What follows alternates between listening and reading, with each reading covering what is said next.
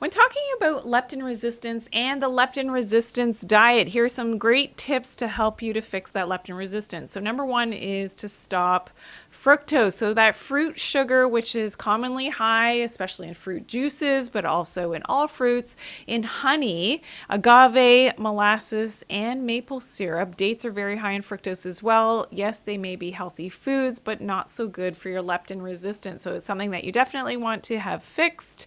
Get that fructose out of the diet, as well as, of course, white sugar and brown sugar. Sucrose is about 45 to 50% fructose. So eliminating, especially when you're fixing that leptin resistance, your white sugar intake and that brown sugar will be very helpful for you. So now, why does the leptin resistance diet say no fructose? Well, fructose alters the blood-brain barrier leptin transport system, and therefore more leptin resistance ensues because leptin can't get into the brain and the brain can't read that signal of that leptin, therefore it's leptin resistant. Now, sugars increase our insulin levels, which then increase our triglycerides, and the more leptin resistance that we have now because of those high triglycerides, and that is an effect on the leptin signaling and those leptin receptors, that we have more of that leptin resistance because of the high triglycerides. Now, one of the tests that can indicate maybe that there's a leptin resistance problem is to have high uric acid on your blood work. Now, your body may not be metabolizing fructose really well, which can be